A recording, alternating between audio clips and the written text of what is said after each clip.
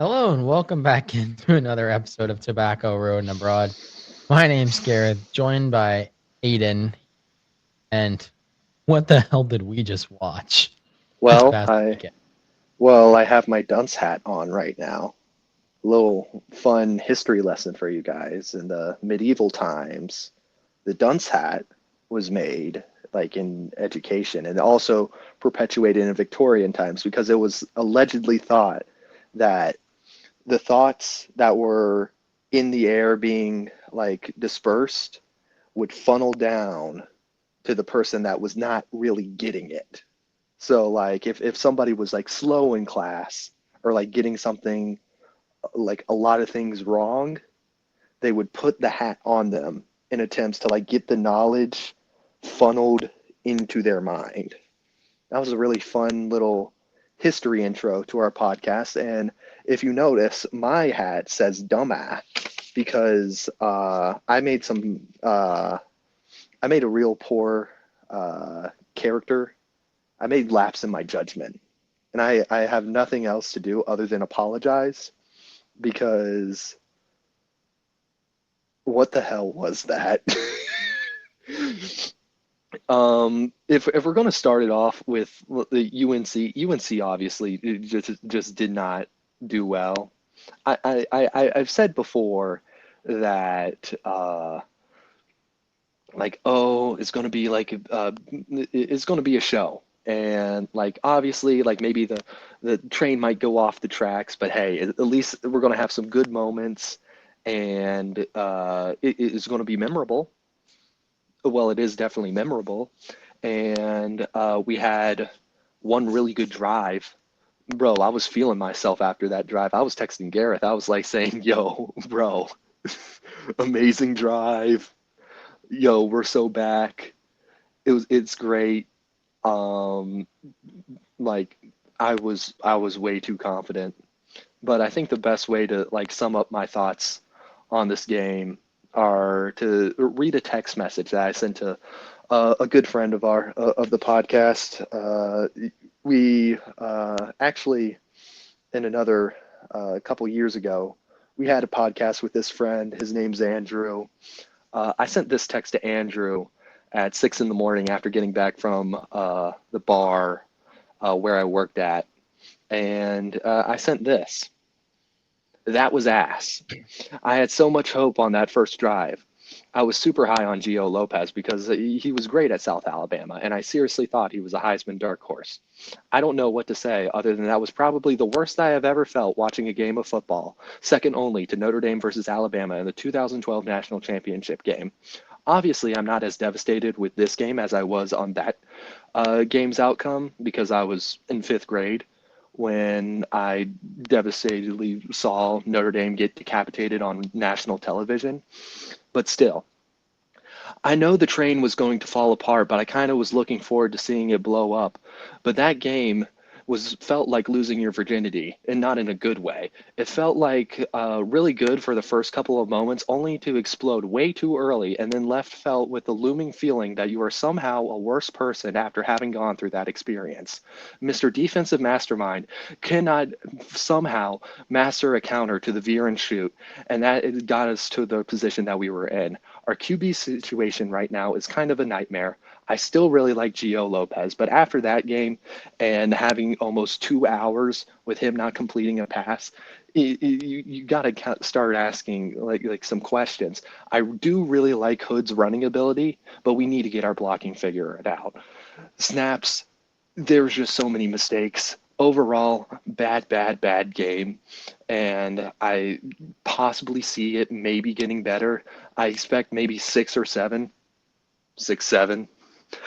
wins before the season, before Bill eventually just fucks off.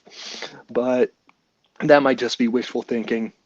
I hope he at least stays for 2 seasons because this is going to be a process and I want actual results.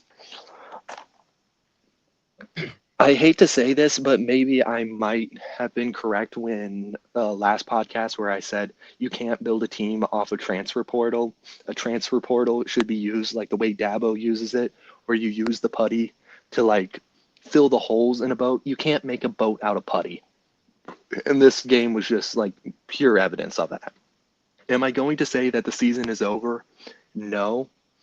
Obviously, there's still potential for a lot of good wins. We got Charlotte this week, Richmond next week, but I don't see us winning any like major games. Going into the season, I thought UNC was going to be 4-0 going up against Clemson. That's not going to be the case. UCF is now going to be a hard fight. Clemson obviously is going to be a hard fight. Every ACC game is going to be a hard fight, and we're just going to have to see who wants it. I still have a lot of hope for this season. I think there are ways we can put this together, but that has to be probably one of the worst starts to a coaching career that I've ever seen. Only on the fact that there was so much hype getting into this, and we know who Bill Belichick is. Now, granted, you could probably show me, oh, well, Coach Snooty McGee from Eastern Texas Arlington A&M actually had his first college coaching game where he lost by 100 points. Okay, that's still not the worst because this was on primetime TV. Kirk Herbstreit just started commenting after getting out of a commercial, caught on a hot mic saying, yeah, this team is just bad. And I don't even think he apologized for like insulting the players. I think he just apologized for himself being there. And I don't blame him. There was so much hype going into this, and I cannot describe to you in words the electric feeling I felt during that first quarter, only to see it so slowly just ripped out of my body. There was one moment that I feel really bad about because I jinxed it. It was like 3rd and 5 in the second quarter, and everybody that I was working with at the bar was like saying, yo, we need to run the ball. We need to run the ball. And I foolishly said, nah, let Gio Lopez cook. I've seen this guy. He's got a cannon for a arm. Let him just air it out. And as I said that, it was returned for a pick 6. So I personally feel responsible for this. Yes, me. I'm responsible for jinxing us. I apologize to all UNC fans out there. We're cooked. Now, my opinion on Bill Belichick has remained the same, and I know that loss is a lot more than communication issues. But I'm going to stand by where I think UNC struggles are going to be are from the fact that it's going to be communication. I've said it on podcasts before. I said it when I was talking to another podcaster we're friends with. Like I mentioned it to Aiden and I talked about them before the show, the Obius and Giglio show, the Triangle. I mentioned it to him on a comment when he asked a question. He wanted me and other, AC fans to give their take in the comments during his stream. And I essentially said this along the lines of, I'm going to elaborate on what I said last episode. The communication issue is more of a, when I said simplify, I mean put it in a way where it doesn't overwhelm his players. Those players during that game seemed kind of overwhelmed. It wasn't like Alabama where it seemed like a lack of effort. Like UNC players were playing like they wanted to be there. It just kind of, they looked discombobulated and just did not look organized. And for me, when you have a coach like Bill Belichick, that just points to he was trying to do too much. And I think he needs to go back and simplify. I forget if I said this on air last time, but Bill, this situation feels like you have that one class, that one really hard science or business or math class where the teacher's clearly a brilliant, it's clearly brilliant and knows what they're talking about, but they can't explain it to the students. And obviously, UNC doesn't have Tom Brady, but Bill Belichick doesn't really have someone who can be kind of that mediator or translator, if you will, kind of, hey, no, this is what he means. Here's how you can achieve this, and not like kind of keep everyone from getting overwhelmed. And I think Bill Belichick is going to kind of have to go back to the drawing board here and just kind of keep it simple. I'm going in the opposite direction because this game, funny enough, was the talk of the town in New England today. And everyone was saying Really? UNC's roster was untalented. Like, this team just wasn't talented. I'm like, The problem is there is talent. It's just there's young talent, and it was all, like Aiden said, all portal based. Yes. And when you go with these all portal based teams, there's gonna be a lack of cohesion, which that could also be like, the issue with kind of, the lack of organization. It's 70% of these guys weren't here last year. One of the things the commentators talked about with TCU was continuity. They went 9-3 and returned the majority of their players. Like, yes, did I think UNC was going to win this game when I made the prediction last week? Yes, but that wasn't a disrespect to TCU.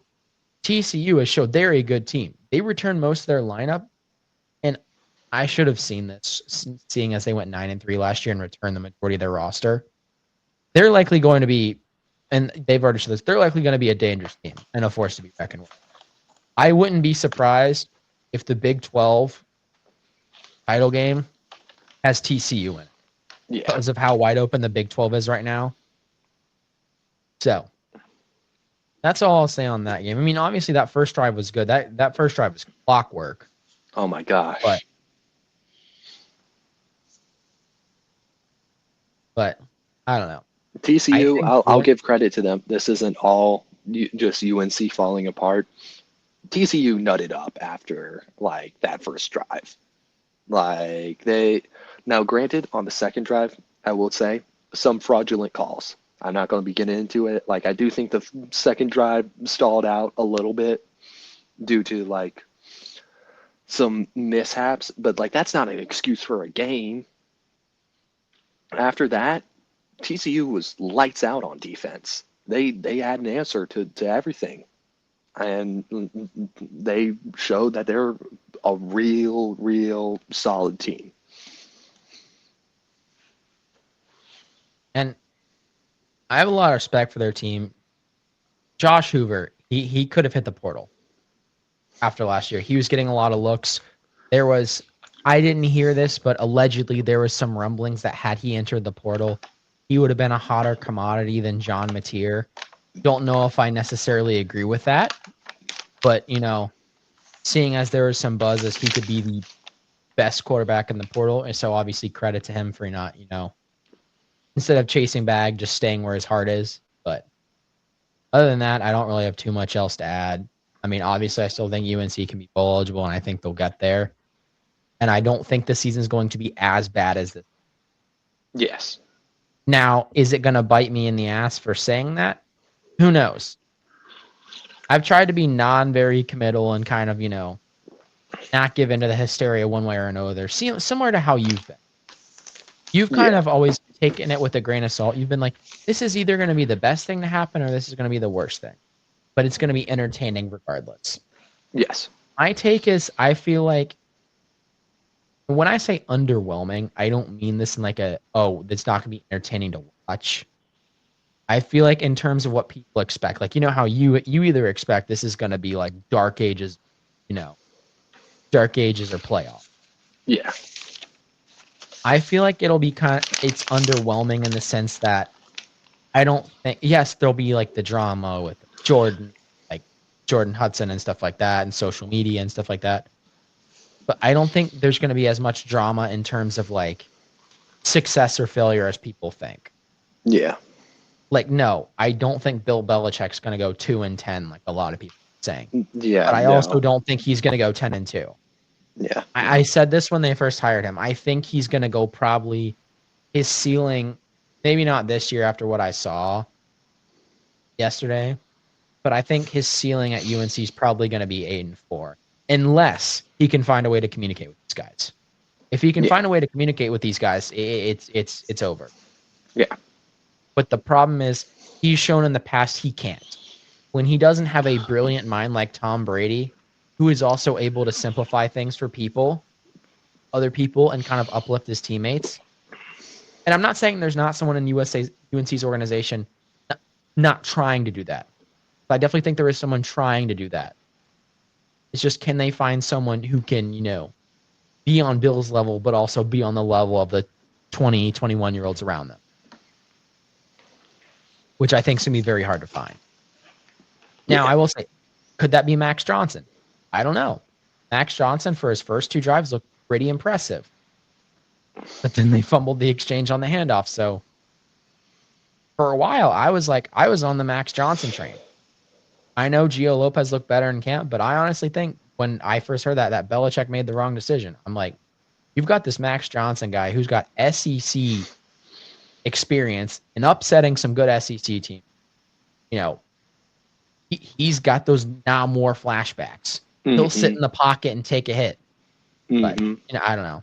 I don't know how you feel about that situation, but let's just see what happens at Charlotte. I mean, true, that it's been one. I don't want to say, oh, Charlotte's a team you can just beat up on, but like with the talent that you have, I need to see some results with Charlotte. I want to see reps from both. I need everybody getting reps in this game to see what the hell do we have. Aiden's like, everyone's spots on the line. Can we revoke NIL money? And Charlotte could be like a get-right game. It can help you learn what works and what UNC is going to need to lean on in order to be successful. Yes, it's early in the season. It could show them what they could improve on. But it's also going to show them, hey, when push comes to shove, what are the types of plays? What are the concepts we need to lean on? Yeah. You have anything else to add, or you kind of? Let's talk about NC State. I've let Aiden beat the proverbial horse dead. So yeah. State's game, I don't have many takeaways. It's just been more of the same. What I will say on the plus side, the offense did look really good. I think for whatever reason, at least for the first half, and I'm going to go back to what I said last season, and I've been kind of flip-flopping on. I think it's Dave Doran that hinders the offensive coordinators. If you look at the coordinators that have been through State and look at where they've been before that, we've kind of had generational talents at offensive coordinator that Dave Doran's kind of put his hand up their ass and wore him like a fucking puppet.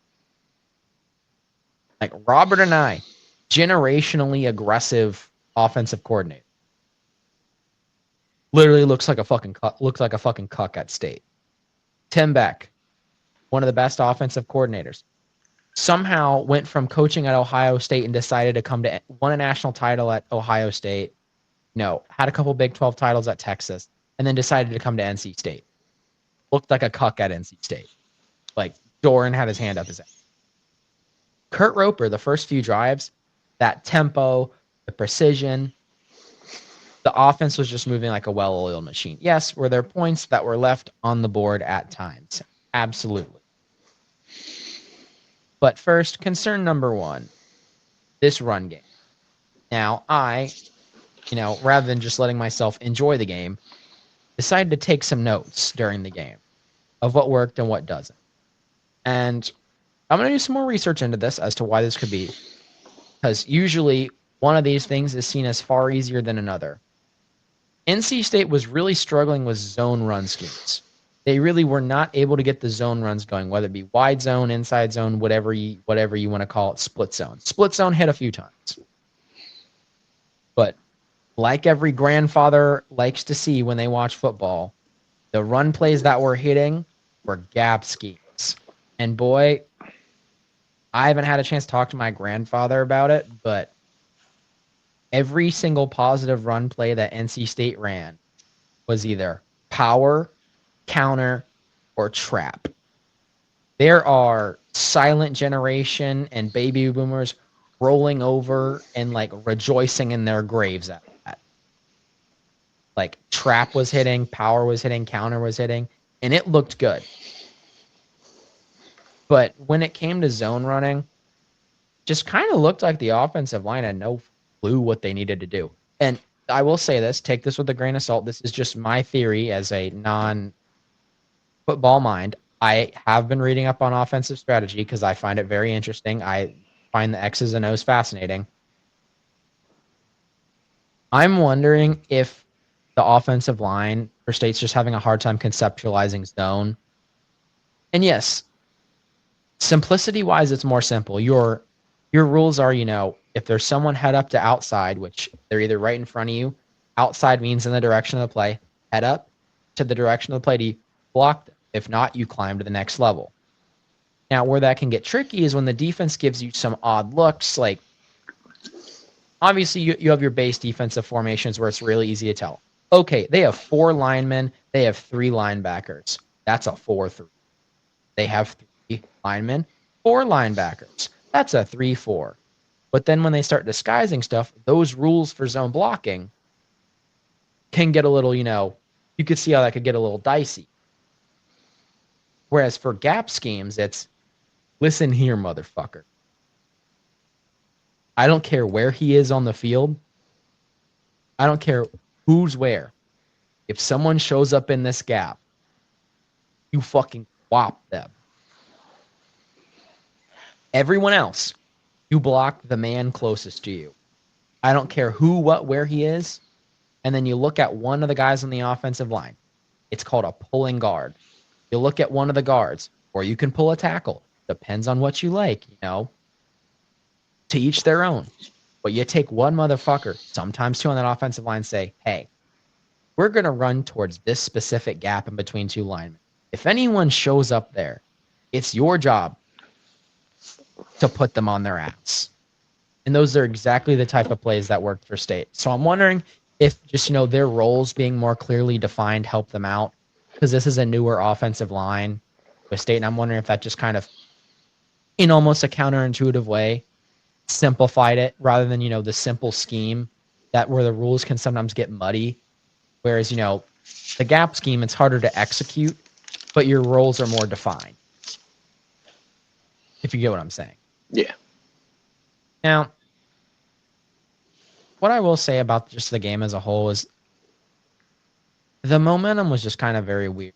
That one targeting call where they called it, they picked it up, called it again, and then picked it up, that just kind of ruined any sort of momentum that State had in the second half. They were driving, and I'm not even sure what the targeting rules are this year. They change them every year. But State had a receiver going up to catch a pass in the end zone. Dude just gets obliterated. Like, I'm talking early 2010 style. Just gets absolutely, curb stomped. Definition of defenseless receiver.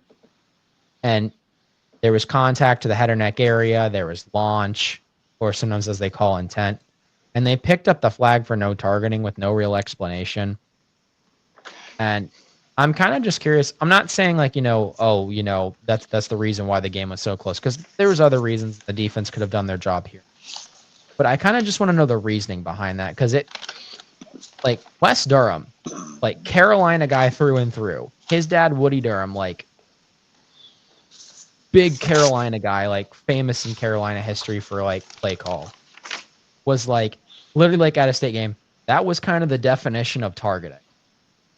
He was that way there was intent, there was launch. He goes, and you add defenseless. He goes, you only need 2 of those 3, and you had all 3, and they picked the flag up. So, but defensively, at least when it comes to the game, I'll just say the main thing was momentum. Outside of the 2 or 3 drives they scored on, I think ECU went 3 and out on the majority of them, which was nice to see. Our defense kind of taking a step forward from last year. It looked good. The secondary looked good. A lot of State fans were complaining about the secondary. But the secondary is going to give up pass plays at some point. The issue was the offense couldn't finish drives when Dave took the foot off the gas. We were shredding them through the air, and what does Dave decide to do? The zone running scheme that wasn't working. He decides to go back to that zone run scheme that hadn't been working all night. The Dave Doran special.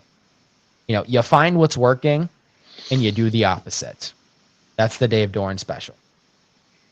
Obviously, CJ Bailey looked good. He had a one kind of boneheaded interception, but when you throw the ball as much as we did that game, the quarterback's going to throw a pick. It's going to happen. When you throw the ball that many times, he's going to throw a pick. But, like I said, deep passing game looked good. I think we need to throw the ball a little more, kind of take the pressure off the offensive line when it comes to running. We need to figure out the zone running. But other than that, I think if that safety makes that on that one play where the ECU had their first touchdown, if that safety makes the tackle rather than trying to, blow him up, they stop him right there. I don't think ECU scores that touchdown, and that kind of would have curbed the momentum. I just think State's going to need to be cleaner, and the offense is going to need to finish drives. Doran is going to have to get over this fear of being too aggressive. Because where NC State was doing the best in that ECU game was when we were being incredibly aggressive. And I mean, like, when current Missouri coach Elia Drinkwitz was at NC State 10 years ago, level aggressive. Like 2016, 2017, 2018, those years where we'd kind of hover around low 20s, high teens in the rankings, where we had those like up-tempo, like air raid offenses that were really efficient. We need to be that level aggressive.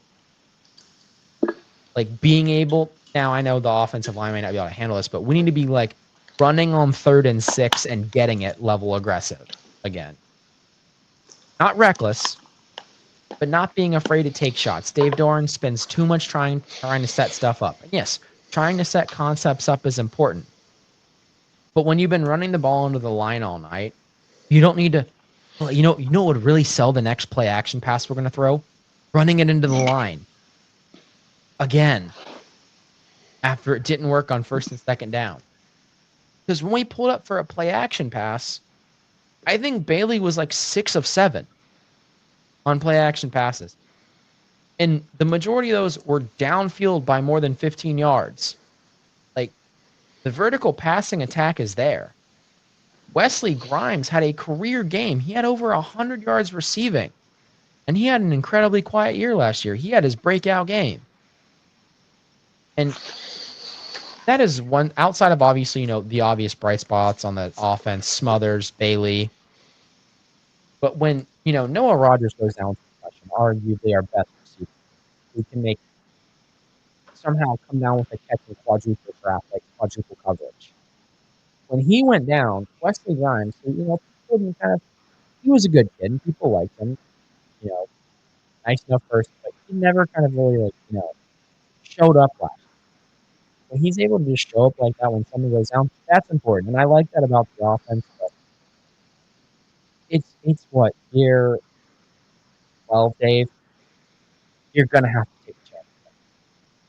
You're going to have to roll the dice. And I know the defensive coach, defensive-minded head coaches, and to be kind of conservative on offense. Dude, at some point, you got to put all your money on black. Not even half. Sometimes you got to put a little bit of your chips on black. I'm sorry. You got to put your chips on something. You're not going to be able to get over this 9-win barrier that you've had without rolling the dice sometimes. If you're too conservative as a team, I truly believe you really cannot get over that 9-10 win hump unless you're within this kind of sweet spot. Obviously, if you're too aggressive, you could go above it, but your floor also goes lower. I think Dave Doran is going to have to take slightly more chances in order for there to be success. But honestly, obviously, good to beat ECU. Their fans, per usual, were interesting. There were some interesting hits, which, before I complain about this, I will say these were called penalties. But some of these hits, like that one roughing the passer, the ball had been out of CJ Bailey's hands for like God knows how long. I had aged 2 years at this point. I'm sitting there. I could have had time to call Aiden. Like, the play's been over. And the dumbass just fucking hits him. Like, and ECU fans are complaining about this. I'm like, bro, that's the definition of roughing the passer. The fucking next play had almost started.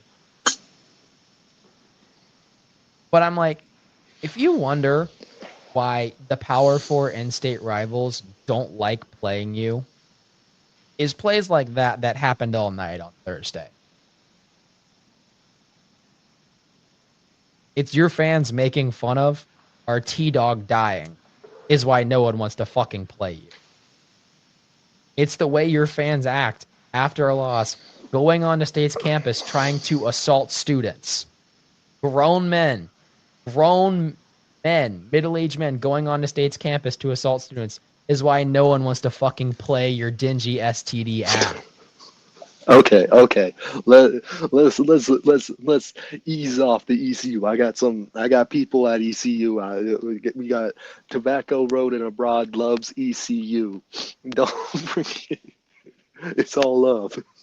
Except if you are one of the horrible people that go out and make ECU look bad. We here at Tobacco Road and Abroad do not condone violence and do not condone the actions of any fan base that results in hatred or violence perpetuating. This is a place where we accept all people of all teams, and not all of ECU is dingy STD ridden. I hope not. Obviously not all of them, but I will say there's a reason your fan base gets the rap that it does to you. I'm not saying it's true, but there's always a story behind stuff. That's all I'll say. There's always a story behind. But I with that mean, being said, I'll say this before we move on and go into lightning round. Just want to say this. I'm still really high on ECU after this game. I really did like their fourth quarter comeback in a way. This game was kind of the opposite of what my expectations were. State really came out pretty hot, not gonna lie. And I was like, okay, this is going to be an absolute just like torching of ECU. But ECU really did make it like close in the end and had positions to win. And upon watching the game, I was like, huh, at least we're not State right now. Because but not going to lie, after the weekend that I saw, like State's in a really good spot right now. I was like, oh come on, you let ECU get back in the game. Like this isn't looking good, but no, it could be worse. It could be a lot worse. But moving on, let's hit up some other Tobacco Road staples. Lightning round right now. Duke Elon. Duke started off really slow. Not gonna lie, was not impressed with Duke at all. In that first half, but that had an absolute electric second half right there. Duke might be a top contender in the ACC, in my opinion. yeah, I agree. I almost had this game predicted to the T. I had Duke winning 42-17, and they ended up winning 45-17. After obviously a slow start, and this honestly game panned out in a similar way to Aiden predicted the State ECU game. Kind of a slugfest to start, some, sloppy play from Duke, but then Duke, and more importantly, Darian Mensah just kind of turned on the Jets and didn't look back. It went from being tied 17-17 to Duke scoring, like 28 unanswered points. That was and kind of the routing. Yeah. It was not pretty. Tied at 10 at the half. Duke comes out in the third quarter, scoring 14 points, and then caps off with the fourth quarter of 21 points. 35 points scored at the end of the second half. That was textbook great offense from Duke. Moving over to the Wake Forest Kennesaw State game, I just got to say, I'm not gonna lie, that was not a fun game to watch. That was, I mean, I expected a lot. I don't know what I expected from Wake Forest, but I expected more. I mean, getting away with the win, that's great. But 10-9 against Kennesaw State, I'm sorry, Wake Forest. I wasn't high on you before. I'm still not high on you right now. I would love to see a world where Wake Forest is good at football, but I don't think this is a year right now. Just slow offensive play. I thought after that first quarter, hey, maybe Wake Forest was going to pick this up a little bit. Started off with the only touchdown of the game, but Wake Forest ekes away with a 1-point victory. And that just kind of sums up my thoughts on Wake Forest. Anything you want to add, Gareth? Not really. It was just kind of disappointing. I kept waiting for them to pull away, It felt waiting like for them to pull away. it felt like that scene in The Incredibles where you're like the kid on that like tricycle that's watching Mr. Incredible get out of the car, and you're like, "Hey, what are you doing?" I don't know, waiting for something cool, I guess. Like, I don't know what I want, but it's not this. Moving on, we got App State versus Charlotte. Gareth was telling me people were saying, "Oh, is App State back? Is App State back?" And I'm here to say, hey guys, first off, chill.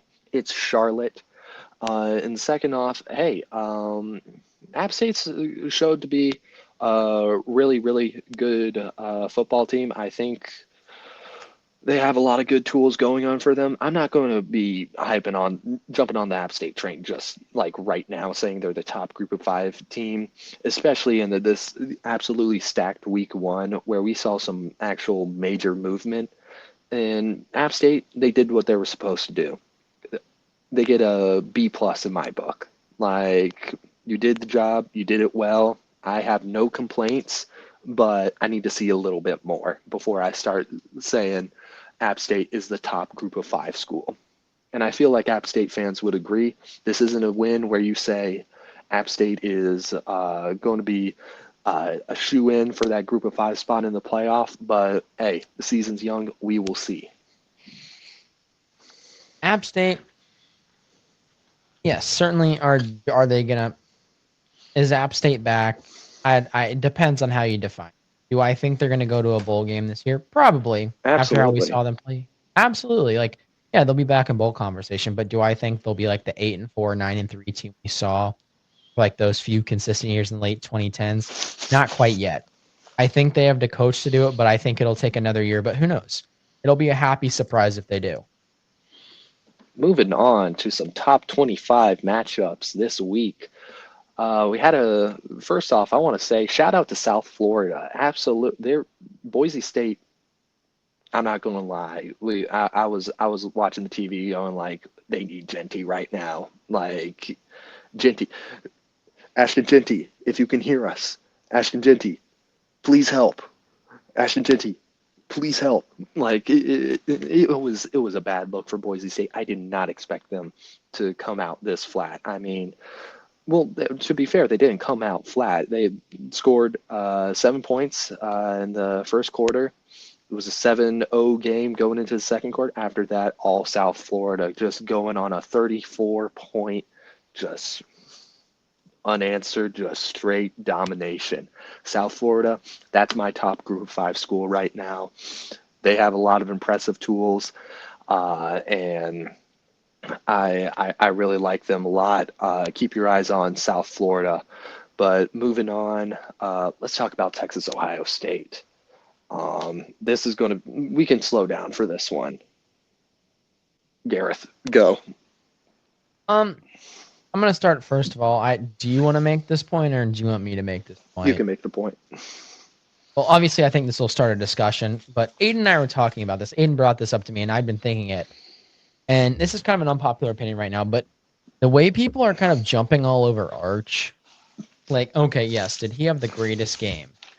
No, but he didn't exactly perform bad either. Like, it wasn't like as bad as people are acting. Like, we feel like this assessment that he's getting is kind of unfair. Like, yes, did he have some questionable decision making and make the wrong read a few times and make some costly mistakes? Yes. But he's also was 17 of 30 for 1 and 170. I don't think that's a bad stat line. Like, I don't think he performed poorly. I just think Ohio State's defense is that good. Like, they have one of the best returning defenses. And if I'm being honest, can you really think of a quarterback that would have succeeded in that scenario? Like, okay, yes. Are there some quarterbacks with more experience? But your first true road start on the road at Ohio State, I'd say that could have gone worse. That could have gone worse. Yeah. Like, no picks, No, like there was never a moment where I was like, Arch Manning's a fraud. There were times where I was like, come on, man, drag route, thrown a little bit behind. That's a cost in a game like this. That's a costly mistake. Those little things where you're kind of stalling out the drive a little bit, those are costly mistakes within this context. But I'm not hopping on Arch Manning's washed. Like, I'm sorry, those are just week one. I think it's a hot take to say Arch Manning's washed right now. Like, let's see how this plays out. He's gonna get a couple easier matchups in these coming weeks. And I'm saying by Florida, people are going to be hopping back on the Arch Manning train, and I think he takes down Florida. So it's hard to assess like if a team's bad if they got within 7 points of the basically number one returning team. I know statistically, like on week one, Ohio State was number three. In my book, I had Ohio State number one. If you win the national championship and you got like so many returning starters, I'm sorry, you're number one in my book. I don't care what's going on in the transfer portal or the hype. Ohio State's number one in my book last week, and they're number one in my book this week. And to say, to go on the road and only lose by 7 to the reigning national champion, people are acting as if that's like some awful thing. Like if that were any other school, a quarterback had that stat line, it'd be, oh damn, almost had him. Yeah. Like, not even just like a group of 5 school. If that were like, say that were Bill Belichick and UNC, he'd be like, damn. If that was Notre Dame, I would be happy. Yeah, if that were Notre Dame, you'd be like, damn, CJ Carr looks good, but oh man, that one mistake, that's in a close game, you can't make those mistakes. You can't throw that. You can't overthrow your receiver by that much. Still, good game. Yeah. Heck, if Miami did that, ESPN would be fawning all over Carson. I don't agree with that take. If Carson Beck played that way, I do think you and a lot of other people would be harping on Carson Beck's completely washed right now. Like that's like we've seen experience from Carson Beck. That's a completely like different scenario right there. My whole take on the Carson Beck experience is multiple picks. Like I don't think that's like one pick would not be bad for him. Yeah. But I don't know. I just think this season's been full of overreactions between, people saying State should fire Doran after one game. UNC should drop Bill after, there are Carolina fans who wanted to drop Bill at fucking half. Like it was what? 21-10 at this point, 21-7 at that point. Like you're still in that game. There are people who wanted to who were crucifying Arch, and that game wasn't even a halftime yet. Yeah. And also, I do want to say, correction, I said there were no picks. Arch Manning did, in fact, throw a pick in the second half. My bad. But still, I haven't seen enough to say that Arch Manning's going to be like the second coming of the Manning dynasty, or third coming of the head of the Manning dynasty. But I also haven't seen enough to say that he's completely washed. I'm just like, it's week one. Like there are far worse performances, and I think one thing Arch Manning is doing is happy that like his game was at noon, because if this was a Monday night or a Sunday night game, I feel like ESPN, like the talking heads would be latching on to this way more going into like the coming week. Thankfully, I feel like with all the other games that have gone on, even in that day, like, or if you're looking at Texas and saying they're the biggest frauds, I'm sorry, you just haven't watched any of the other games. Alrighty, moving on to Florida State versus Alabama. Not gonna lie, this one had me a little bit shocked, but I'm not gonna lie. There might be some room for concern with Alabama right now because Alabama just absolutely came out not ready to play that game. Florida State absolutely like pretty handedly took care of Alabama, and there was a life behind Alabama that I haven't seen. I'm going to say it since 2013. This wasn't a like recent Florida State where they make the playoff. Well, they get snubbed from the playoff. Like 2 years ago, where they were doing good, they didn't have the level of confidence that they had in this game. This was a Florida State of old that we all know. This was a handed, like, punch them in the mouth, set the tone. There was an energy behind Doe Campbell Stadium that I was not expecting for this one. The electricity and the momentum behind Florida State, that was the type of momentum that I was talking about last podcast that I did not know that they were going to come out with. And I think they handedly took care of business. And I think there's going to be a lot of questions about Alabama these next coming weeks because I'm not even sure if they're going to be within like the top five of the SEC after this week. Because I can name probably five teams that in the SEC that I think are better than Alabama. Texas, give me LSU, um, maybe Auburn. Auburn had a pretty good week against Baylor.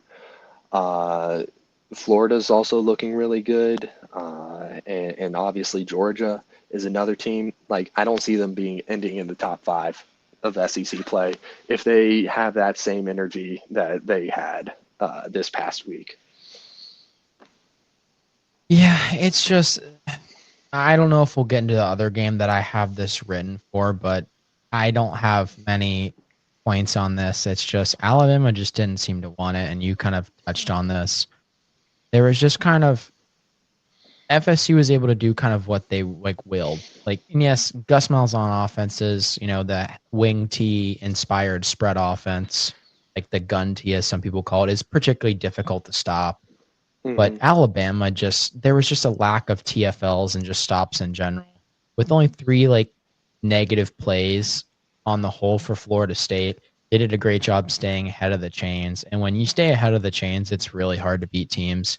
If you can't get them behind the chains, I don't know, you're in for a long day if you can't get the opposing team behind schedule on offense. You're going to be, particularly with a lack of effort as well from certain players, you're in for a rough day. Yeah. Moving on, we have LSU versus Clemson. This is a pretty good game. I'm not gonna lie, I did not see this outcome coming. I thought Brian Kelly week one, like it's already written in, but LSU proved me wrong. Nussmeier helped give LSU the go-ahead touchdown in the fourth quarter, and LSU was able to control the rest of the game and have that come from behind victory. Them going into half down seven, I was expecting Clemson to turn up the Jets on that second half, but that didn't happen. And the theme is with a lot of like some of these week one teams, just not opening up the playbook as much. Like there were a lot less like big play moments in some of these top teams, like the Ohio State Texases and the LSU Clemsons. I expect their offenses are going to be much more proficient as the season goes on, but defensive battle through and through. And I'm pretty high on LSU now. I'm still high on Clemson though. Clemson, I still think can run the ACC in a conference where the consensus is the ACC back. We got Georgia Tech beating Colorado in a great game. Just jumping back to that, man. Like I'll tell you, just talking about the Georgia Tech Colorado game, I was absolutely like jaw on the floor with that King run in the fourth quarter. Go ahead touchdown to win the game. That was Georgia Tech's going to be a hard team to beat. And right now, my ACC like the ACC is looking pretty good. There are highs and there are also very obviously some lows. Yeah, my main take with that Georgia Tech game is Georgia Tech. I know they went 7-6 last year, but they were a hard team to beat. They made you work for it with a quarterback that couldn't really throw the ball. Haynes King's shoulders healthy, and if you've seen that man throw a ball before, he's got a good arm on him. So if you add that dynamic to that offense, Georgia Tech's gonna be that much harder to stop now that his throwing ability's back, paired with that, hard nosed running between Jamal Haynes and Haynes King. They're gonna be a force to be reckoned with, especially still being able to win games down like in a -3 turnover margin. That's some grit right there. They're gonna be, like you said, tough team to beat, and they're still one of my top picks for the ACC. And other news, I guess the other big top 25 matchup that I believe is worth mentioning, Notre Dame versus Miami. Notre Dame unable to make that second half, fourth quarter comeback complete, but I'm still high on Notre Dame right now. They showed some grit after being down 21-7. I'm not going to lie, it wasn't looking good, but Notre Dame was able to really show dominance on defense, get Carson Beck, stop Carson Beck in that fourth quarter. And there's just a few mistakes here and there. I'm high on CJ Carr. Looks like the quarterback for the future for Notre Dame. Really high on him. But Miami looks legit. And I think we can wade off a little bit on the maybe Carson Beck's a little bit of a fraud. There were moments where I was like, okay, he was bailed out by his receivers right there, but he didn't screw it up. And I think that goes to say a lot for what some people were expecting from him. But big win for Miami, and interesting to see how Notre Dame bounces back. They have a bye week, but next game, Texas A&M. That's going to be a little bit more, hey, you got to win this than a lot of people were expecting. I know some people were saying, hey, you either win against Miami and lose against Texas A&M or vice versa. There's not going to be a scenario where they win both or lose both. But I don't know. It's just going to be interesting when we cover week 3. Yeah, I think Notre Dame as a whole, you can't be embarrassed by that loss. That obviously was a good game. It was a close game, very entertaining. I enjoyed watching it. CJ Carr looked, I think, a lot better than most people expected him to. I was just curious to see what we were going to get because I really thought Steve Angeli was going to be the starter, but I guess, he hit the portal. And then when it comes to Carson Beck, he definitely exceeded my expectations. I wouldn't say with my thoughts of him and like where I stand with him, is he out of the woods? No, not necessarily, but he's trending in the right direction. Like, yes, is having a little bit more competent receivers this year going to help some of those bad throws? Absolutely. But that goes for anyone.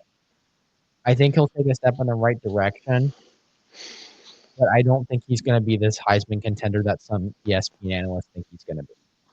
Like, do I think he's a bad quarterback? No, but I think his decision making and just ability to try and, his accuracy, I think, is still kind of in question after some of the throws in that game.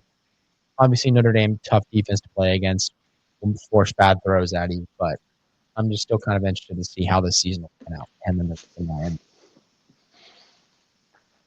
Alrighty. Want to move over to week 2 predictions now. Let's start with the Tobacco Road teams. Starting off on Saturday at noon, we have Duke against Illinois. I'm not going to lie. Line has it that Illinois is the favorite, but this could be a really good game for Duke if they have that second half performance against Elon are able to replicate it. I see this game getting really close. Illinois is one of those teams that I can't really put a finger on. I know they're number 11 right now, but part of me says, hey, a little bit overrated. I see this being a close game. Honestly, I might call it. I think Duke's going to upset Illinois this one.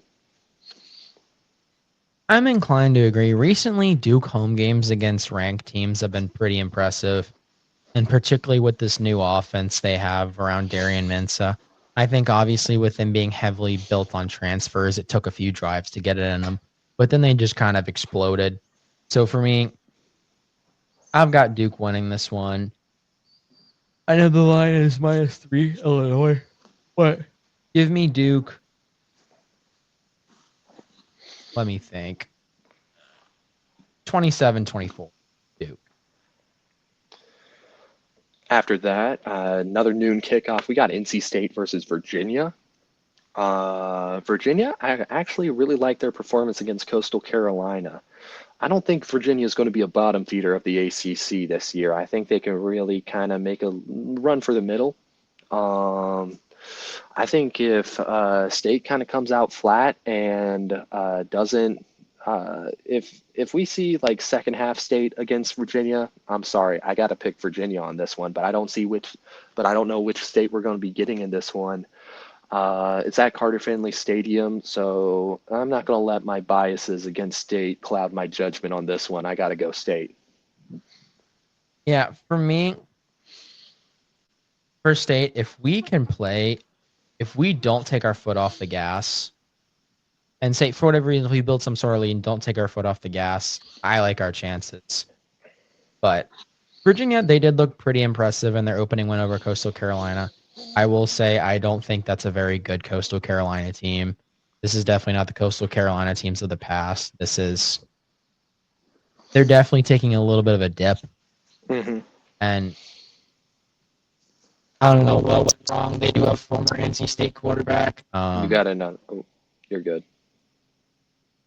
Former NC State quarterback MJ Morris, which he's kind of fallen off the face of a cliff.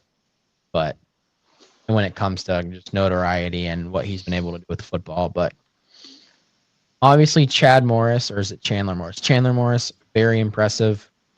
Start against the Chanticleers, but I like NC State here. I think when public opinion turns against Doran is when he kind of turns up. So I think with public opinion, we had people still wanting to fire him after beating ECU. And I will say to that, not to defend him, but even in years where State's been good, ECU's always like punched well above their weight.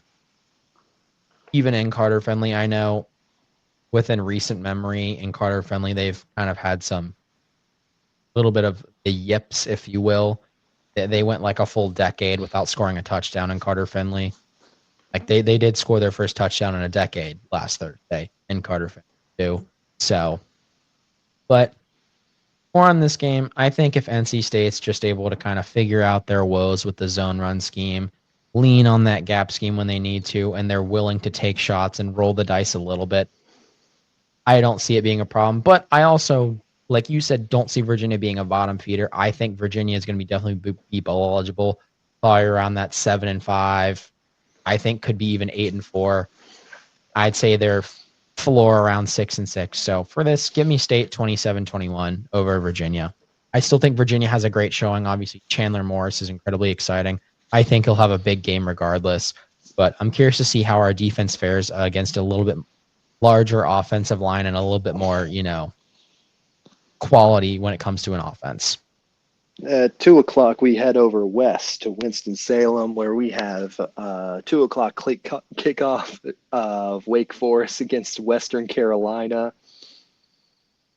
Man, I mean, like, This Western team's nasty. really? I'm just saying, Western usually is pretty good. I mean, they're 0-1 right now. Hang on, let's lost to Gardner Webb, 52-45. So They can score points, and you know what? You know who can't? You know who can't? You know who can't? Who can't, Garrett? Wait, against the worst defense in the country, how do you manage 10 points? I'm sorry. NC State has offensive woes, but we would have at least dropped 50 on Kent State. I'm sorry. We would have at least dropped 50. Hell, dare I say it, UNC would have at least dropped 40 on them. That would have at least been 42-9. Yeah. I And mean, I'll say this: Garner Webb, in the fourth quarter, scored 24 points to come back against Western Carolina.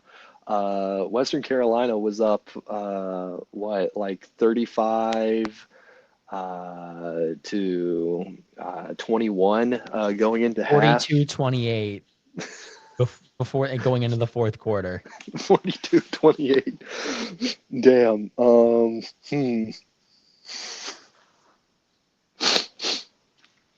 I don't know. Honestly, let's do a whole breakdown, whole segment on Western Carolina Wake Forest. The people are going to want it, but you see, I really was just going to say, because I'm not going to lie, I didn't know Western Carolina lost to Gardner Webb. I just saw, FCS team 0-1 must be ass. But not going to lie, Wake Forest also not looking too hot right now. Originally, my take was going to be Wake Forest wins 3-0, but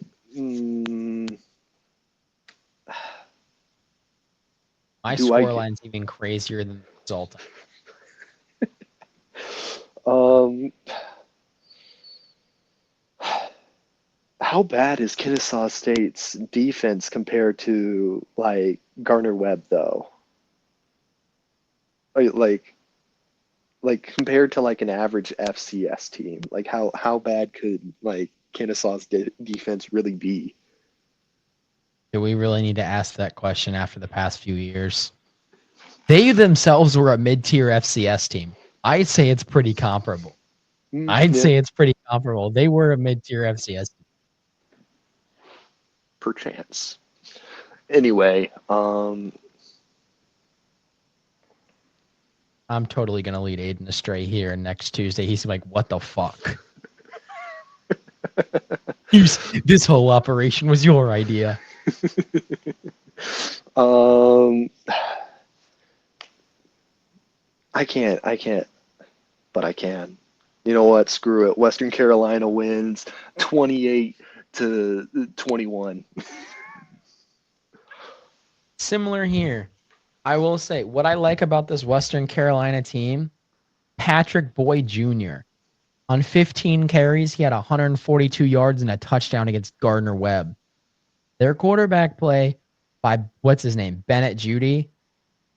Nothing to kind of write home about. 15 of 27 for 151 yards, 2 touchdowns, 1 INT. But when your running back's averaging 10 yards a carry, does it really matter what your passing stats are when your running back averages 10 a carry?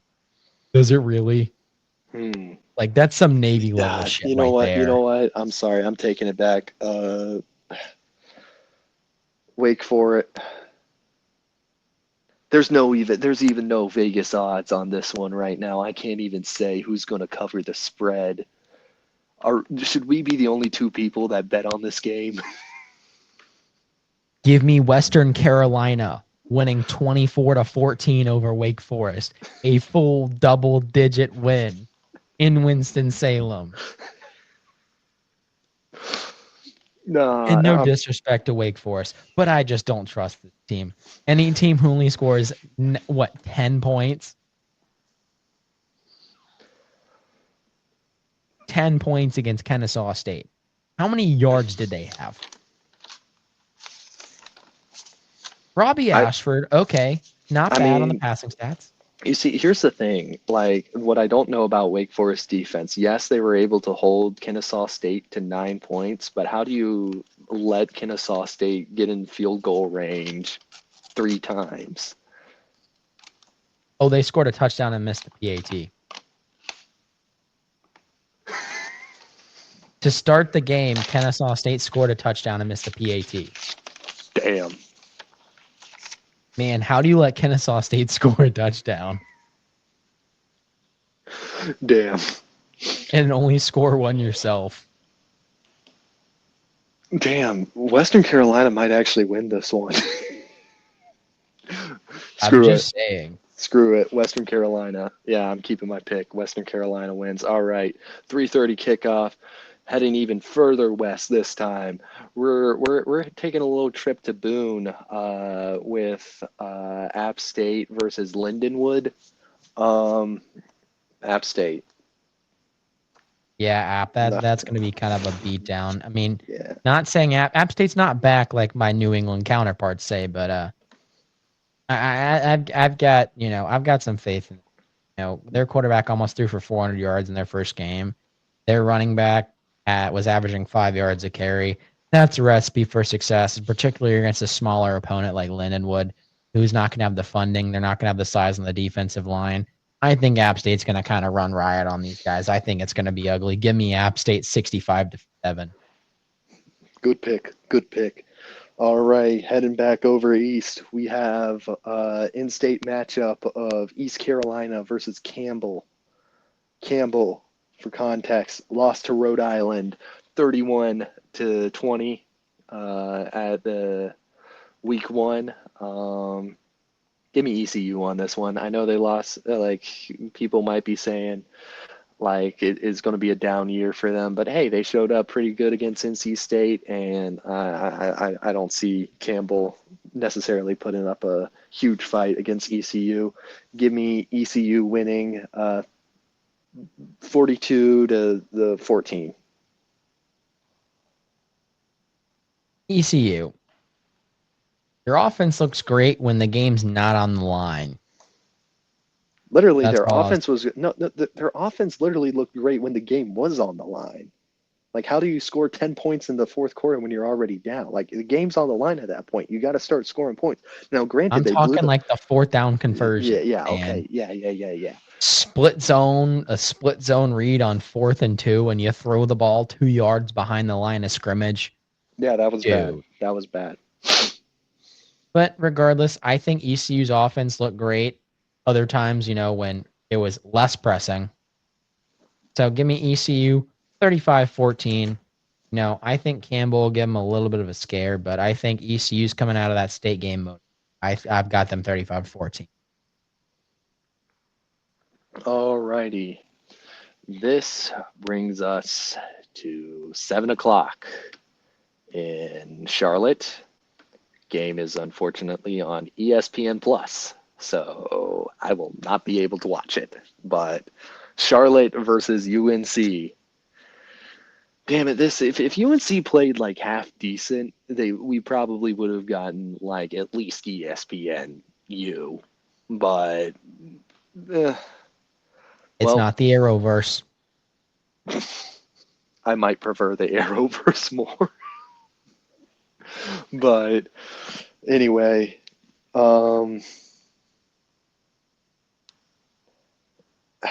yeah, UNC. I don't want to say UNC is going to win because then, like, I'm going to jinx it. But like, come on, it's Charlotte. You know what's bad when they've given Charlotte's chances of winning went from like 2% to 30 overnight. Oh no, chat. We might be You guys still have a 69.9% chance of winning. Yeah, I know, but UNC wins. I don't think it's going to be a dogfight. UNC wins 48-17. I think UNC is going to win this. And I think Vegas's line of 16.5, it's a little too harsh on Yeah. UNC, I feel like. I mean, still So, double-digit favorites at least. still double-digit favorites, but for me, I think UNC is going to have some growing pains, but this is going to be one of those games where they kind of pull away in the end and they look dominant as it finishes. The wheels will start turning. The gears will finally get there. That there's going to be some signs of life and, not prosperity, but some signs of growth and, progress. So I've got UNC 42-24 in this one. Good. All right. Now, we're going to be moving this a little bit more abroad with some good top 25 matchups. Going up to big noon kickoff, we got Iowa State versus Iowa. Not gonna lie, this could be a very interesting game, but I've really liked Iowa State, and I'm not really sold on Iowa's offense any given year. I mean, granted, they were able to score a whopping 34 points against U Albany. Let's give it up for U Albany for. That game was close though at one point. I know, I know. And by close, I mean it was close at halftime. Mm-hmm.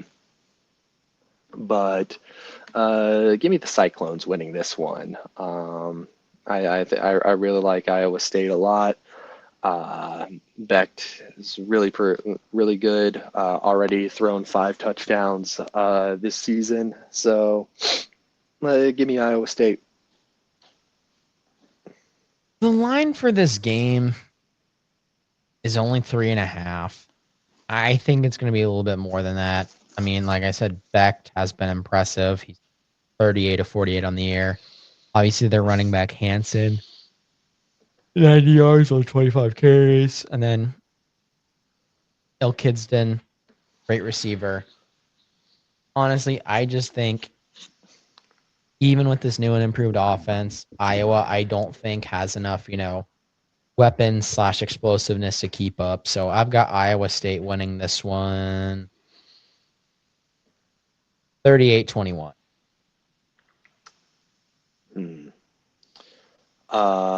Moving on, let's jump to. I think maybe Ole Miss Kentucky might be an interesting game. Granted, I'm not high on Kentucky at all, but I got Ole Miss winning this one pretty big. It is 3:30 kickoff, ABC. So I think there should be a good matchup. However, I will say there is another SEC game that's kind of relatively in the same time slot that I definitely think should have been on ABC, but we'll jump over to it in a little bit. Yeah, this Ole Miss Kentucky game, Ole Miss has definitely surprised me a lot more than I expected. And granted, it was Georgia State, but still 63 points over an FBS opponent. They definitely have not skipped a beat. They've hit the ground running. And it does not look like they missed Jackson Dart at all. Simmons was 23 of 31 for 340. Kyron Lacey, 108 yards. Wallace had 130 yards on 5 receptions. They're firing on all cylinders. Kentucky, on the other hand, their first game, they started off against, Toledo, winning 24-16. Toledo's not like some in-state rival, is it? Toledo, no, they're in Ohio. I know they're in Ohio, but there isn't like some sort of long lost rivalry between those. No. I mean, Kentucky's rushing attack looks fine. I mean, Rico Dowdle basically averaging 10 yards a carry. But Zach Calzada's quarterback play, 10 of 23 for 1 INT. Granted, he is a transfer quarterback. It could take some time to settle in. But in the grand scheme of things, I've got Ole Miss winning against Kentucky. But hey, you never know. Anything can happen. But me, I've got Ole Miss handily taking care of Kentucky 35-14. Moving over to the SEC network with a 4:15 kickoff, I'm not going to lie. This one got me a little bit something is in the air. I mean, South Florida going up against Florida. I mean, if Florida's not careful, South Florida might be able to pull some trickery on them. I got Florida still winning this one, but look out, because South Florida's looking pretty nasty after that Boise State butchery. I think I have an interesting take for this game. I think USF kind of jumps on Florida in the beginning, but I think Florida ultimately and their quality will win out. I think, South Florida will jump out to maybe a 17-7, 17-0 lead. Then I think from there, Florida's going to go on an absolute tear and win 45-17 over South Florida. At 7:30, we have College Game Day going to Norman, Oklahoma for Oklahoma versus Michigan. This one is pretty interesting in my book. I don't know how to look at it either way. Oklahoma definitely does look pretty solid. But only scoring 35 points against Illinois State. I don't know. Might be. I feel like they might be a little bit too overhyped right now. I mean, granted, Michigan was surprised, kept it surprisingly close with New Mexico, and I don't feel like that went under a lot of people's radar. Like that was interesting, but I got Michigan winning this one. This is a game where I don't know how to feel about it. Um, both of these teams, well, yes, statistically they played well, and in the end they got the result they needed. There's just kind of some question marks with the end result. I mean, obviously a win, you can't complain about that, but just the way in which they won left some stuff to be desired. You know what I'm saying? Yes, definitely. Um, but ultimately, I've got faith in Oklahoma. John Mateer looking great, probably one of the best quarterbacks in the portal. He had the best opening day for a freshman quarterback, or no, sorry, for a transfer quarterback since Baker Mayfield. Um, but hey, I trust Mateer. He's looking great. Um, give me Oklahoma in a close one. I'll take Oklahoma 31-20. All right. Uh, let's see. Any other? All right, I have miscellaneous matchups that are outside the top 25. I mean, I got some good ACC matchups that I think might be interesting. What you got, I Garrett? have a I have a matchup that's an elite pool in my mind, not to toot my own horn. But I'll let you hit those ACC matchups first, or do you want me to? Well, one of them, I think. Are you going to pull up Syracuse versus UConn? That may be one of them. Yeah, maybe There's one another one that's an even deeper pool. deeper pull. All right. Well, going on, Friday night actually has a very interesting matchup with Louisville versus James Madison. I think this is just going to be one of those that, like it seems like a very fun Friday night matchup. I got Louisville winning this one, but I expect JMU maybe to pull out a couple punches on them. Uh, Had a really solid game against Weber State, and I'm excited to see what this JMU team can bring in prime time. But Louisville, I think they got a lot going for them, and I think they take this one. I agree, but my main concern with Louisville is Miller Moss. He did not have the start you want to have, particularly against a FCS opponent. One touchdown to two interceptions. I know Miller Moss didn't have the greatest year last year at USC, but that's got to be, I wouldn't say alarm bells, but that's something to keep tabs on, definitely. I mean, the rest of their offense seemed to be firing on all cylinders. I mean, he did go 17 for 25, which is pretty good completion percent. Yeah. Uh, Basically half of his incompletions were INTs, but give me Louisville in this one. I've got Louisville, similar to what the line says. I've got Louisville winning by 14. Give me Louisville when it say 31-17. Louisville. Going over to the Arrowverse right now, SMU versus Baylor. I don't That should know. not be on that network. That's too good of a game to be on that network. I'd put Louisville, James Madison on that network before I put that on there. I don't know, but I'm not high on Baylor. Like I know they had a decent showing against Auburn, but I'm just not too high on them this year. I wasn't high on them on the preseason. Still not high on them. Give me SMU. Yeah, I've got SMU, and I think SMU in a big way here. I know Baylor kind of made it close at the end there against Auburn, but they lose by double digits to Auburn at home. SMU has got a sellout crowd for this game allegedly. From what and then I don't mean allegedly like knocking them, but that's just what I've heard on social Hmm. media. Sellout game. It's a talented roster. Give me SMU winning 31-4. I think we were truly snubbed from cable excellence right now because on ESPN Plus at 12 o'clock we have Syracuse versus UConn. Former Mm, Big East rivalry. yeah, I'm not gonna lie. why UConn looking kind of nicey right now, but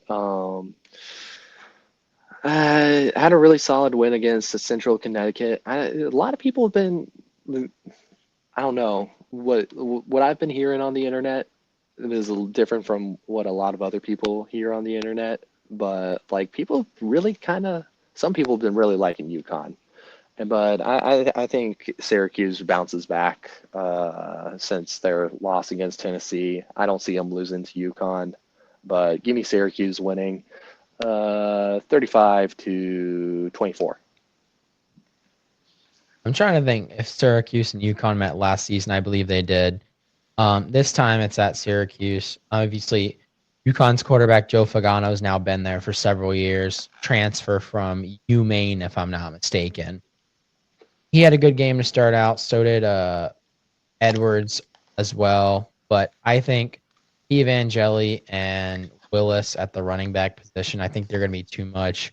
Particularly, I think this. I know they lost, but I think Fran Brown has done a really good job of rebuilding the Syracuse offense after Kyle McCord left. So, give me Syracuse by 3 touchdowns. Give me Syracuse. What should I say? 42-21. I think it's I going think to be. UConn's going to look good start the game, but I think Syracuse is going to pull.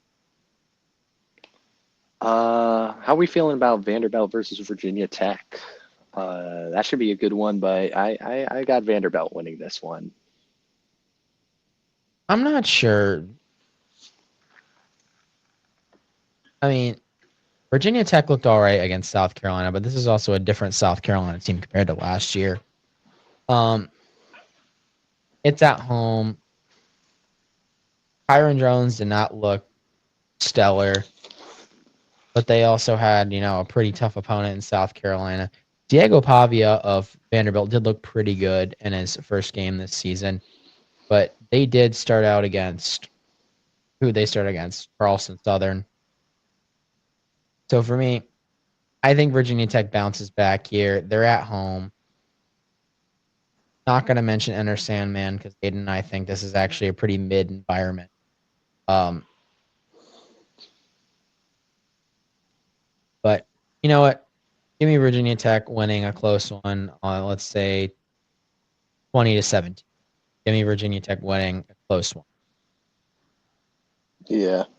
Just a fun fact, back in like 2020, I was so fed up with the Enter Sandman propaganda that I literally made a chart to like map ACC home field advantage, and then I commented like if you take into account like actual wins, Virginia Tech doesn't even like crack. I believe it was like the top 5 or top 6 of like best places to play in the ACC just based off wins. And one comment that I literally got was, you can't count wins as a stat for home field advantage.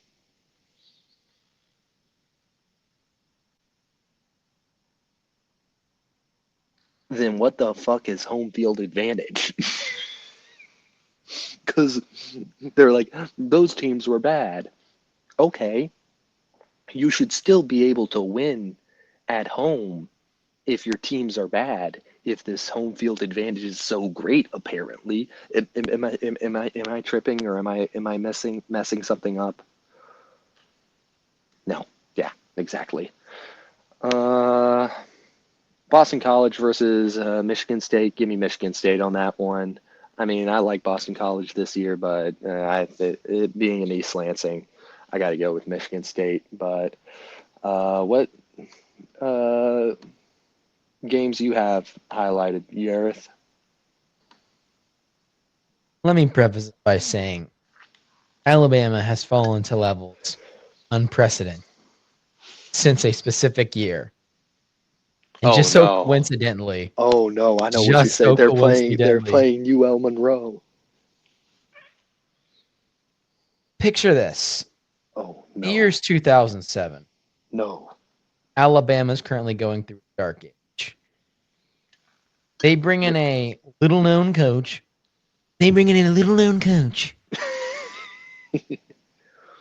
From a town called Miami named Nick Saban.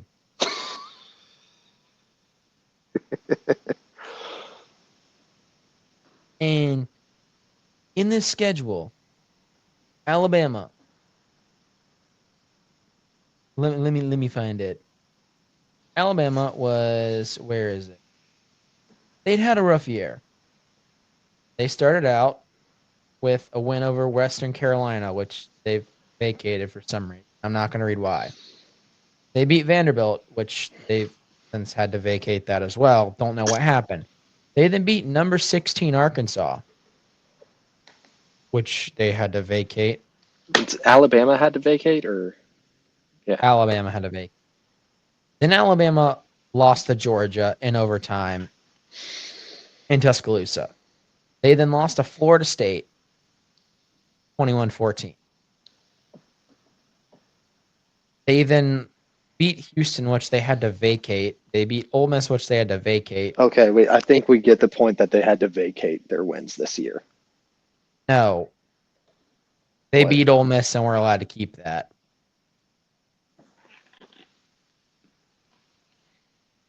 What the Then hell comes happened the to heart. Alabama? Then comes the heartbreaker. Alabama loses to LSU 41-34. They're coming off of a rough game. You know, Saban had him ranked in his first year, but going into this game against this particular opponent in Bryant-Denny Stadium on pay-per-view. So 2007 for you Gen Alpha people, 2007 for behind a paywall on a streaming service, if you will. Mm. So, SEC Network, for some people, is behind a paywall. SEC Network didn't exist then. SEC Network didn't exist then. Alabama is a 36.5 favorite.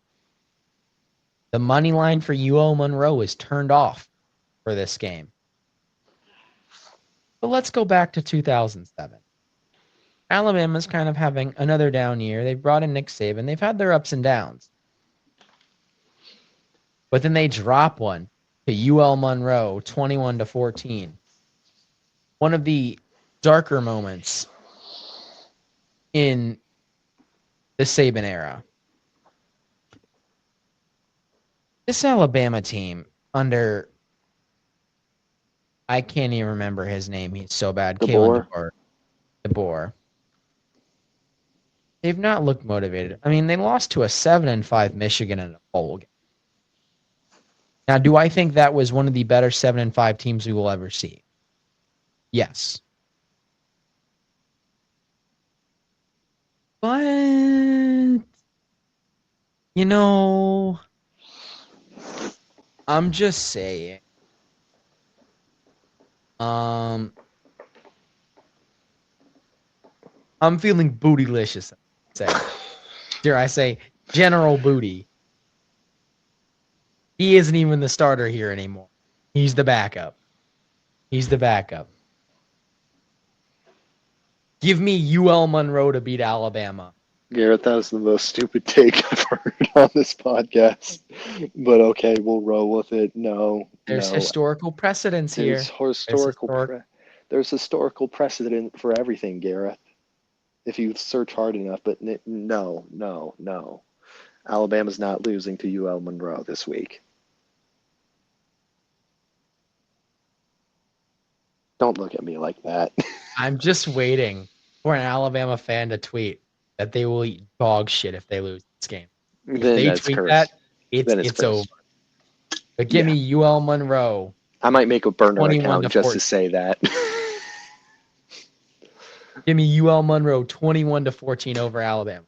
This Alabama team's unmotivated. They're lazy. They don't even want to be there. You know what? You gave me a devious idea. I'm gonna make I've never had a Twitter account. I might make a Twitter account and just put like Bama fan 420 or something like.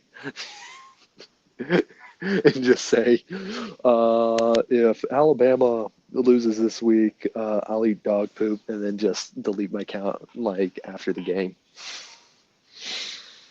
Alabama fans have already turned against. What do you think you can get a ticket for? What do you think? What do you think you can get a ticket for in Bryant Denny Stadium for $11. this game? $11. I don't trust ESPN, but you You know what? said Let's we jump. buying tickets though. No, I don't trust this ESPN StubHub stuff. All I'm saying is last time Alabama was ranked in the low 20s and they came up against a UL Monroe squad, the exact ranking,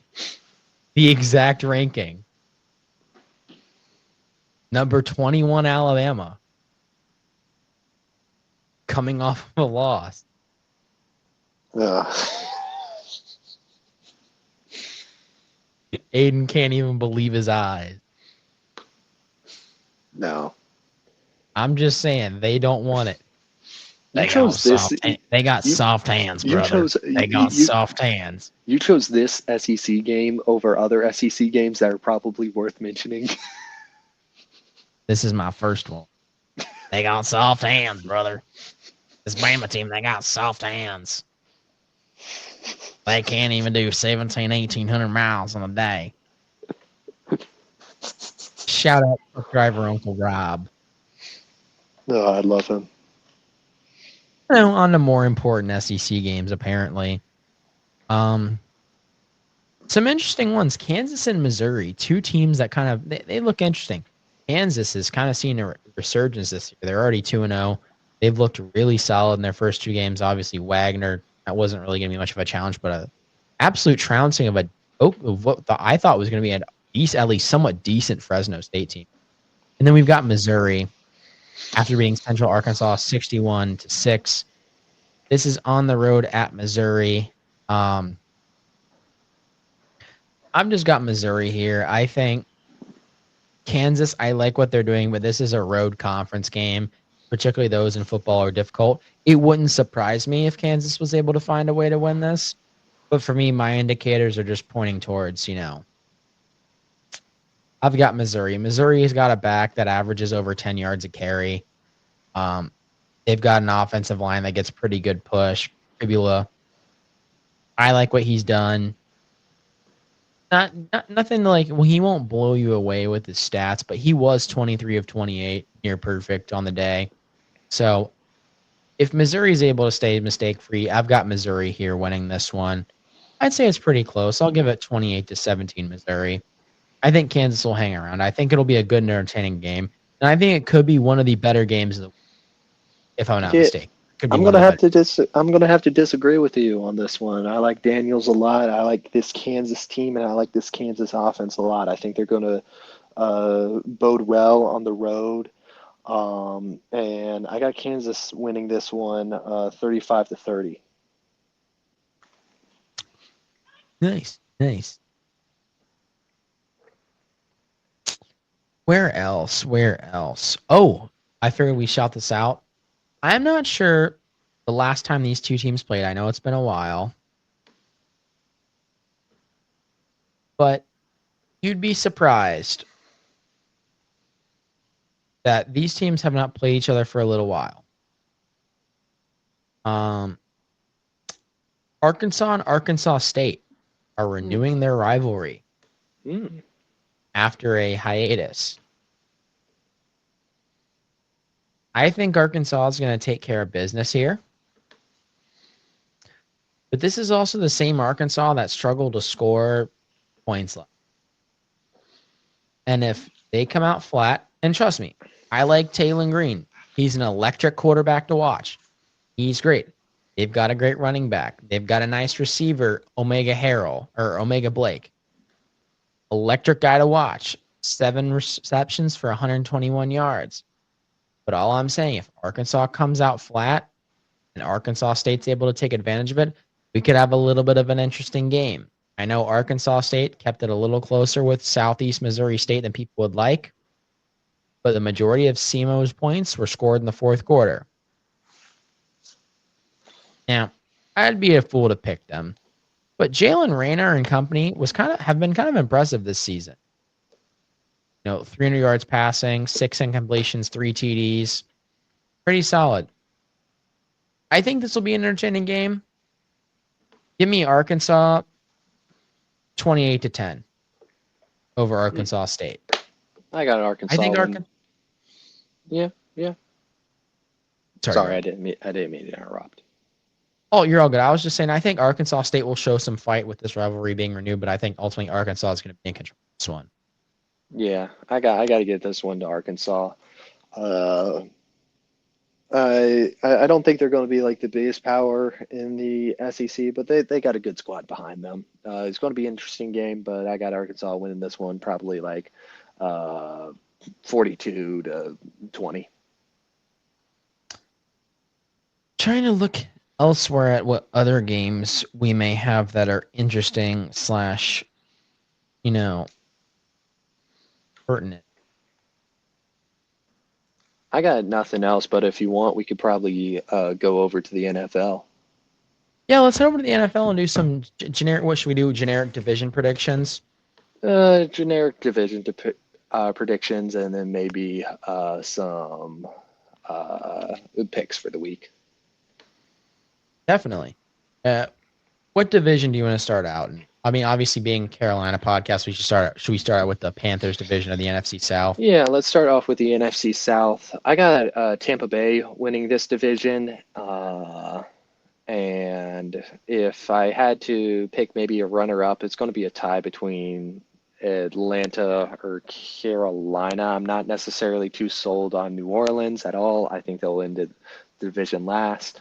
Carolina has a lot going for them, but it's just a lot remains to be seen. And Atlanta always does well, but I can't see them winning at all. Atlanta's probably going to have another midseason collapse. I'd agree. I mean, Tampa Bay's got a lot going for them. So obviously, I think they've got a talented squad. So I obviously have them winning out as well. I think Canales is going to continue to right the ship in Carolina. Will we see a wild card spot in the playoff? I don't know, but I think we're going to make a good, there's going to be some fight to us, and I think Carolina's going to finish second, probably somewhere around that 9-7, 7-9 line. Or sorry, it'll be 9-8 or 8-9 because it's 17 games, right? Yeah. I think we'll be around 9-8, 10-7 line, right around there. 9-8. No, yeah, 9-8, 10-7 ish, just around there. 7-10, anywhere within there. I think we'll win games this year, and I think even in some of our losses, we'll keep it close. But I think we'll kind of, in some of those bigger games, kind of lack the ability to bring the game home and kind of finish it off. And then, like you said, Atlanta and New Orleans, they kind of seem like the headless chickens right now of this division. I know the Panthers haven't seemed great over the last couple of years, but at least the Panthers have kind of been seemingly trending in the right direction. But for me, everything that I just hear about Atlanta, I mean, obviously Atlanta's got Michael Penix, so I think they're gonna have a better season than last year. But like you said, New Orleans kind of the headless chicken of this group. They're in a rough spot. Yeah. Where else headed elsewhere in the NFL? We've got the NFC. What's it? NFC North. Yeah, let's do the NFC North. I got Detroit winning this one. Detroit is just always consistent. Like, really looks good, especially behind Jared Goff, who's kind of been really good at leading this offense. But you can't really sleep on like any facet of this team. Dan Campbell, I believe, is a really, really great coach that's going to lead them. I like the guts behind this guy, and I like the guts behind this team. Give me Detroit winning the division. Green Bay going in at second. Minnesota, I think they're going to have a little bit of a fall off this year. Still good, but I have them third, and then Chicago. They're ending the division last. Similar to last year, I think this division is going to get 3 playoff teams. I think just with everything, I've got Detroit obviously winning first.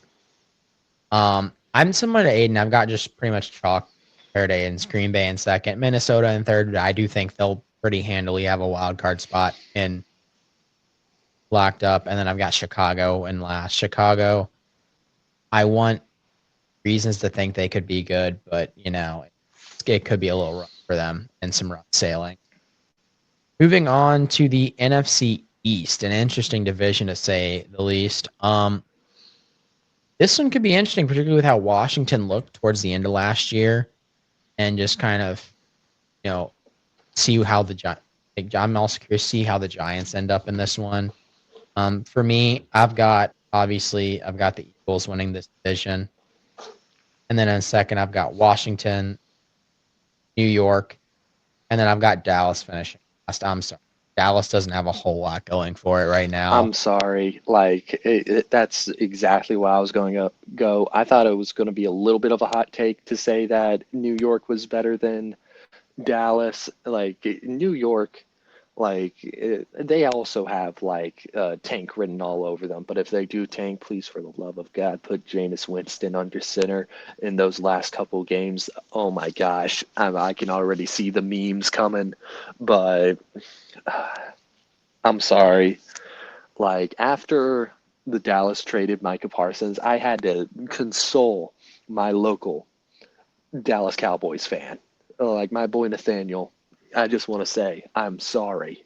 Like that was absolutely devastating. This Dallas team, I don't see a single thing going for it. After that Micah Parsons trade, I saw this one meme that was really funny. It was like a Family Guy clips. And it was like, this is pretty much Jerry Jones. Is like Peter Griffin like in like a room, and they're like, "Hey, do you want a yacht or a look inside this magical box?" And he goes like, "Oh, there could be anything in this box, like a yacht." And that pretty much perfectly sums up this trade. Why are you trading the best edge rusher for the potential of getting the best edge rusher a year from now that you're going to be drafting? You had the hot talent right there. He wanted to probably stay in Dallas, but you just blew negotiations through the roof. I'm sorry, I've probably hyped too much on the Dallas Cowboys because the media is going to be covering them to hell and back. This team will not warrant it whatsoever. Dallas is like a 3-win season max, in my opinion. Yeah, certainly Dallas. They could be almost heading towards Cleveland Browns territory. Now, do I think Vegas would ever let that happen? No. I think Jerry Jones has to be fucking senile or something at this point. I forget what reason he gave, but it was like some bullshit, like cookie cutter reason where I'm like, clearly not. Clearly not.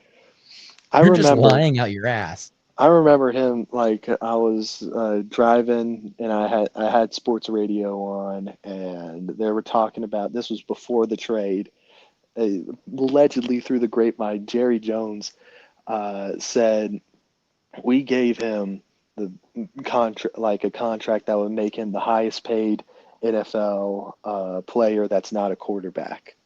And I just had to stop right there because I was like, clearly you didn't, though. You didn't offer him that because he he would have taken it. So there's got to be something going on behind the Dallas organization that is just, we've given them more time than they deserve right now. Yeah. But moving over to the NFC West, this one's the wild, wild west. Um, it really all chucks up to like who can stay healthy. I want to say maybe San Francisco number one, LA number two, but if give me LA Rams one, San Francisco two, Seahawks three, and then Cardinals four, because there's not much I'm seeing from the Cardinals right now that's really warranting me to think that they're going to be making a run. Other than that, it's really anyone's division. Honestly, the Cardinals could be number one, but they're just the team that I'm the least confident in right now. Yeah. For me, I've got Rams winning this one, then I've got San Francisco, Seattle, Arizona. Same thing with you. I'm not very big in Arizona. I'm beginning to think whether that front office really cares at this point. Yeah. I think they're really just trying to clip farm with Kyler Murray, honestly. That's kind of been, Arizona's whole MO of late. So, but who knows? I feel like the fans there deserve better, but we'll see. Maybe they'll throw something together and prove it wrong. But for right now, I've got no faith in Arizona. And I honestly, this might be a hot take, but outside of the Cowboys, they may be in the worst spot right now because it just not because of where they are actually, but because of just the ownership seems kind of apathetic. What I mean, like Yeah. they just don't care. Sometimes, like being a Carolina sports fan, I just wake up and I say, hey, at least we're not Arizona. That's true. That is true. Like your cousins who moved from Carolina to Arizona, I was like, somehow they moved to a worse sports market than the Carolinas, just overall in general. Maybe the Phoenix Suns are at least warranting of a good conversation, but they lost their hockey team. I don't know what the hell's going on in Arizona. Yeah, I not nothing good. Nothing good. Moving on to the AFC, we'll start with probably what I think is going to be the most hotly contested division. It usually is similar to the NFC, the North and the AFC. We've got where we Hmm. have Baltimore, Cincinnati, Pittsburgh, and Cleveland. For me, I think Baltimore is winning this.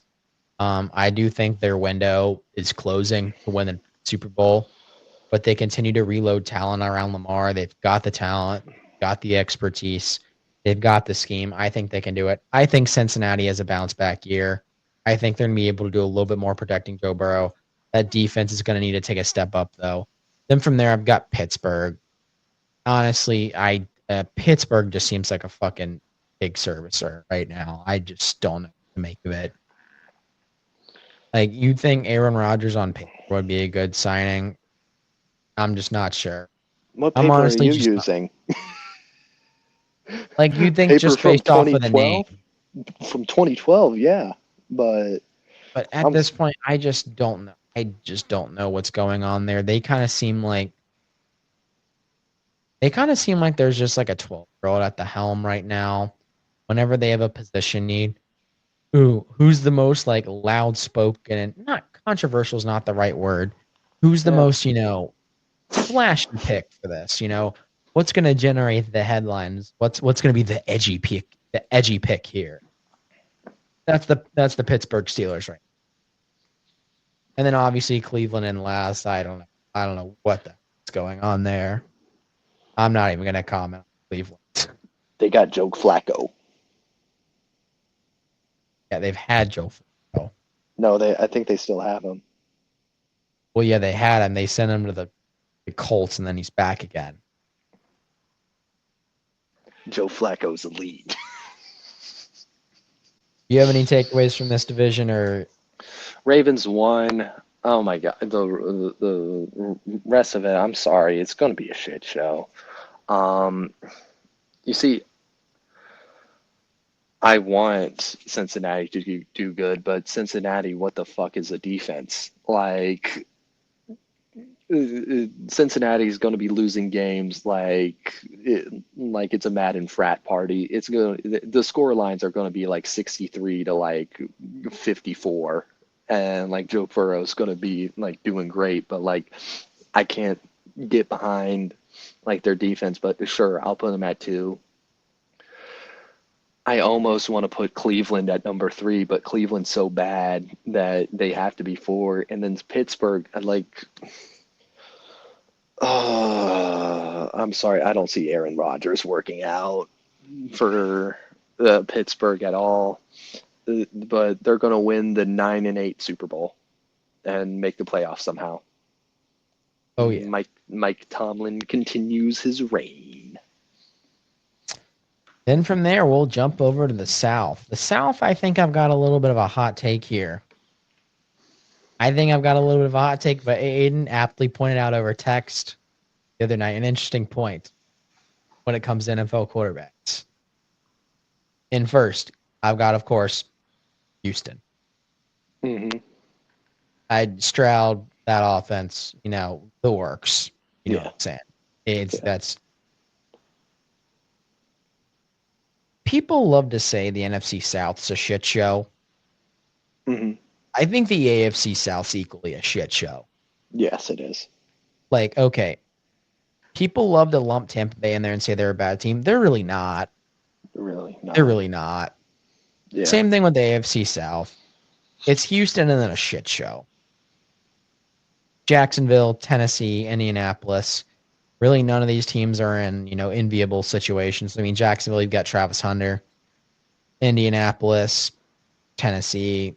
Tennessee's got Cam Ward, but I don't think he's going to be able to do it all. But for me, I've got Houston in first. Second, and this is my hot take after the season starts, Danny Dimes. Sorry, bud. Riley Leonard's coming. In second place, NFC South, give me Riley Leonard led Indianapolis Colts. Then from there, the Jacksonville Jaguars, and then Tennessee in last. And Tennessee being in last is not going to be for a lack of Cam Ward trying. I think Cam Ward's going to have a decent season, but I think there's just going to be, when a tornado's hitting, you're not going to be standing there trying to hold up the walls. You're going to get yourself killed doing that. I think Cam Ward's going to have to make some business decisions. And I just think, yeah, I mean, for sure he's happy to be in Tennessee. But I think, when there's a gale force wind on the outside, he's not going to be able to hold the whole house up. Yeah. So. Yeah. I got to just switch up Indy and Jacksonville. I got Houston at the 1. Jacksonville, I'm actually kind of really interested in. I think maybe Trevor Lawrence might have a semblance of a pretty good year this year. And I got Travis Hunter, and I'm pretty excited to see how he goes. Jacksonville might be a sneaky wild card team, in my opinion. But then after that, I got Indianapolis and then Tennessee. Yep, moving on to the AFC West, I actually think I've got kind of an interesting pick here, but we'll see. And first, I've got the Chargers, the Los Angeles Chargers. In second, I've got Kansas City. I still think Kansas City, but I just think some of those close losses are going to catch up with Kansas City. Mm-hmm. And not in like they're going to get theirs. I just think that's just going to be how the cookie crumbles this year. Mm-hmm. Some years you win all the close games, other years you don't. I just think they're not going to win as many of those close kind of nail-biting games. Then from there, I've got Denver in third and then Las Vegas. And I think Las Vegas is in a not-so-great spot. Yeah.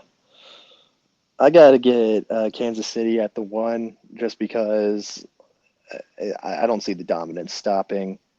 Got to put at number 2. It's a cross between Denver and LA, but I'm leaning more towards Denver. But I do think maybe Knicks might have a little bit of regression this year. But I like Denver, so put them in at number 2. Chargers at the 3, and then Vegas at the 4. Definitely. And then finally, we've got the NFC East.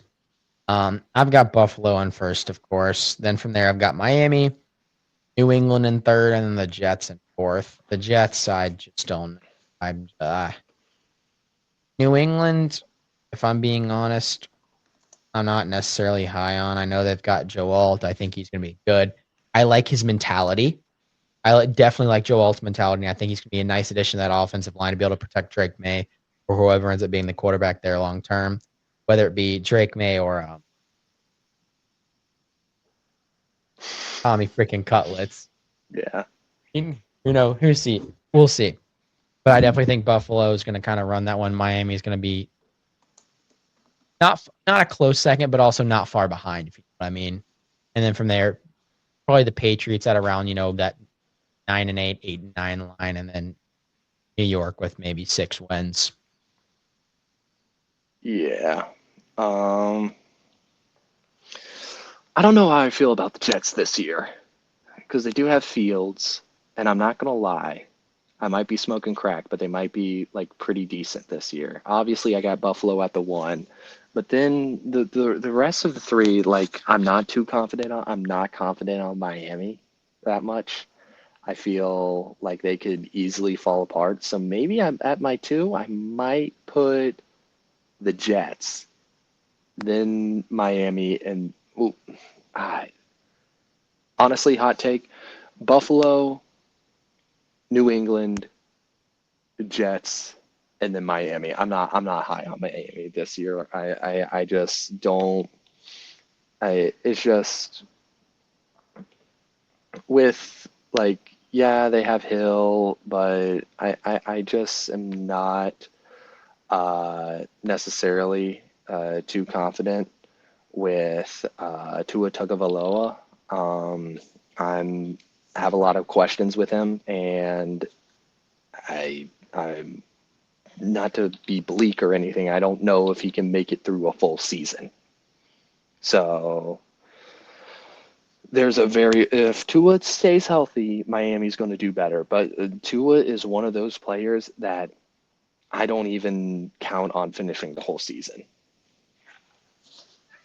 Yeah, I could definitely see that just from a safety standpoint. Yeah, and Moving into like that, it, if I had a crystal ball and it said Tua Tagovailoa 100% will play every snap this year, I'll be much more higher on Miami, but I'm not. So Tua Tagovailoa is one of those players where I almost automatically assume the worst. yeah. Following off of that, should we get into some predictions? We don't have to predict every game, but let's just say we'll pick 3 games we're interested in. Yes, of course. And just kind of, we'll do an interesting thing, something I did on my radio show back in Providence. We could do 3 games you're interested in. We'll have like it be your lock pick. Like, okay, this is what I definitely see happening here. But actually, we'll wait for next week. It's week 1. We really don't have any information about these teams, so we won't do our locks. But you can make it a lock if you want. But Yeah. All completely right. up. Well, I mean, let's just open up with, since we are a Carolina podcast, Yeah, Panthers versus Jaguars. I mean, screw it. We're both very, very optimistic. Like both teams are probably very optimistic, but also very pessimistic. I have no reason to go against the Panthers, but I also have no real reason to go for the Panthers. That's why I'm leaning slightly towards the Panthers, but we'll see. for me, I'm a little worried about. The only thing I'm worried about is Jalen Coker on the IR. Yeah. But hey, we have Hunter Renfro, got other receivers, we got Ted McMillan. Bryce Young will have the weapons.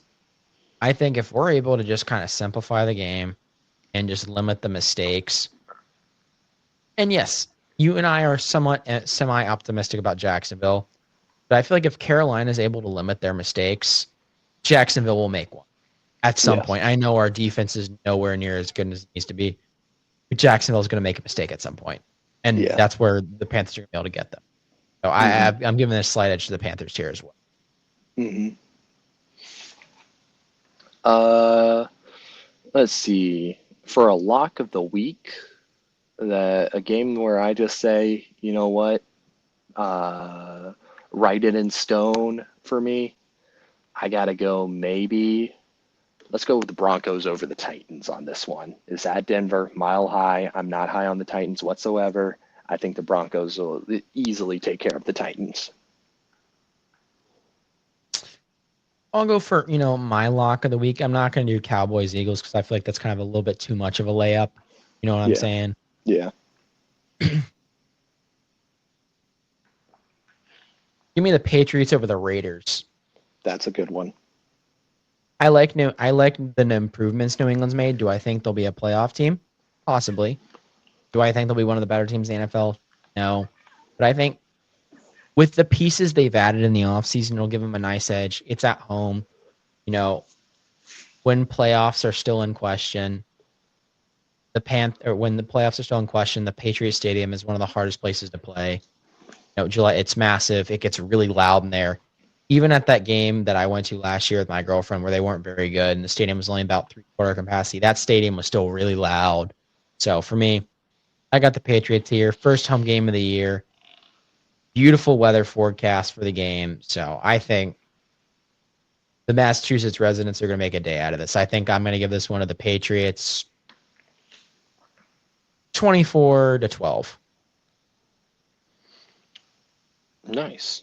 Any- Another game that's just speaking to me right now, obviously.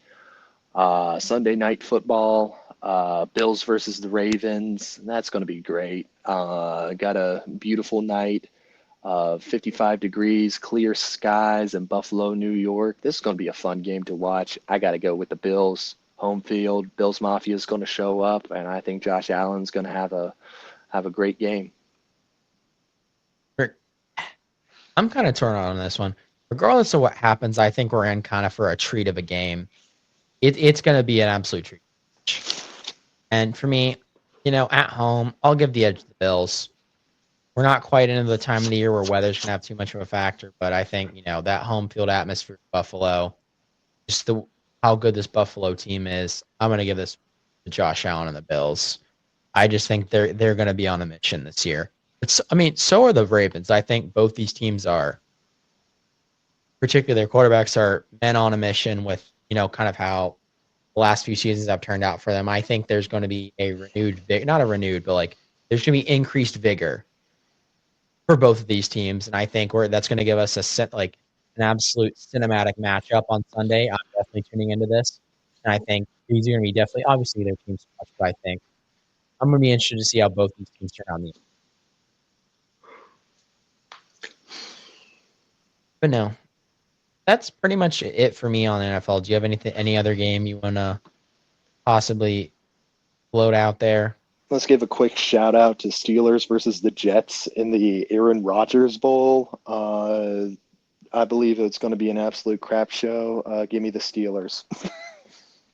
Yeah, I've got the Steelers. I just think while the Steelers are an absolute pig service, I think they're less of a shit show than the Jets. So Yeah, I've got that. We'll see. But anything else you want to add? Nope. Well, I think that'll do it for us here on Tobacco Road and Abroad. Thank you guys for listening in. Next week we'll be back with a breakdown of the NFL and college. And so, yeah, we'll see. We'll probably keep going on with this new form of kind of, that lightning round review so we don't spend too much time recounting what we already know, unless we feel like we have some, interesting picks to kind of put forth. But thank you guys for listening in. See you next week. We should have some shorts coming your way, particularly with some of the rants Aiden and I have been on the past 2 weeks. We will have some clips from last week's episode that I feel like are kind of timeless is not the right word, but still apply as well. And then obviously we've got some clips from this one. Definitely that Belichick rant's going to end up as one. I think we may have a few there. I've got a few clips from Aiden that are definitely going to make the rounds this week on Instagram, maybe even TikTok if we get that up. I've been struggling with. We appreciate you guys listening in, and we will see you next week.